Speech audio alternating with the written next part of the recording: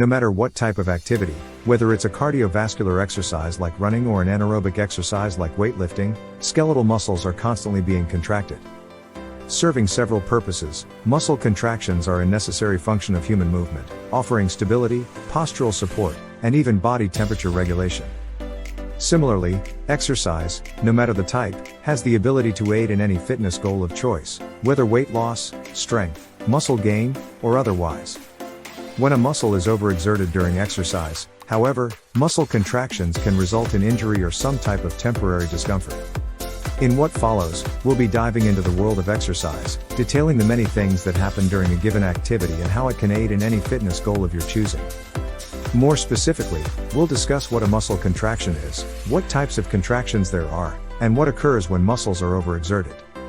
Muscle contractions. Defined by the shortening, lengthening, and tightening of a given muscle or muscles, a muscle contraction is the activation of tension-generating muscle cells triggered when a certain stimulus occurs. The type of stimulus or action that triggers a contraction will determine what type of contraction occurs. Some examples of common actions that trigger a specific muscle contraction include a bicep curl, a squat, and a leg raise. No matter the type, however, all different muscle contractions serve the same purpose. They move certain parts of the body and act to provide stability and maintain proper posture. In addition, muscle contractions will also serve the function of body temperature regulation. Types of muscle contractions. There are three primary types of muscle contractions: concentric contraction, eccentric contraction, and isometric contraction. Though independent in their location and activity, certain muscle contractions often occur at the same time other muscles are contracting.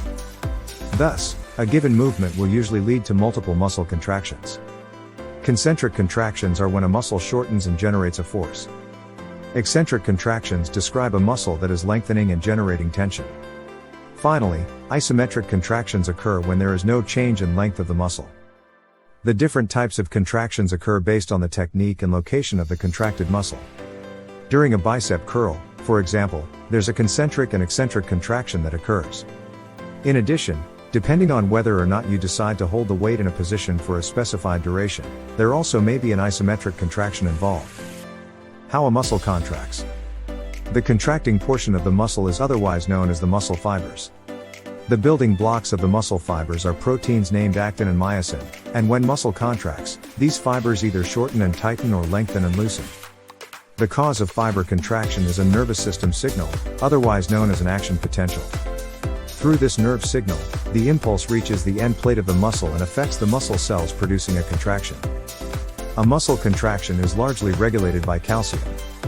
For those seeking to improve the efficiency of the action potential generated during a given contraction, it's important to optimize calcium levels in the body through a healthy, nutritious, and well-rounded diet. Muscle spasms and cramps. Otherwise known as muscle cramps or Charlie horses, muscle spasms occur when the muscle involuntarily and forcefully contracts in an uncontrolled fashion.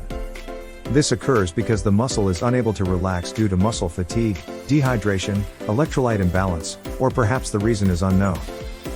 Muscle spasms can involve the entirety of a muscle or simply a portion of it. In the most severe cases, a muscle spasm can occur in numerous muscles simultaneously. The most common muscles that experience muscle spasms include the thighs, hands, arms, abdomen, and calves. Though extremely common, it's best to make efforts to avoid muscle spasms by frequent stretching via warming up and cooling down, as well as regular hydration. Common goals of exercise. Most individuals are interested in learning how exercise can help them attain a specific goal. Depending on which exercise or fitness methodology used, almost any given goal can be achieved.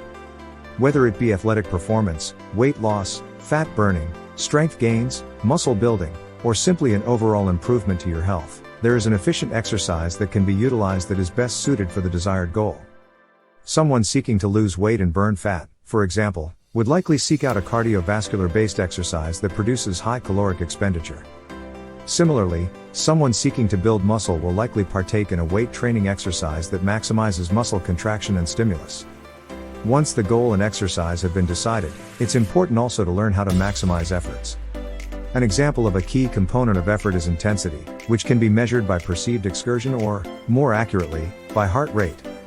It has been understood that an increase in heart rate translates greatly to an improvement in performance, ultimately improving the overall quality of the workout. Final thoughts. Exercise is a lifestyle component that should be part of any healthy lifestyle. Not only is it beneficial for performance and athletic improvements but for one's general mental and physical health and well-being. It's important to understand the basic actions of exercise, such as muscle contractions, and learn how to improve efficiency of these contractions to achieve the goals of exercise.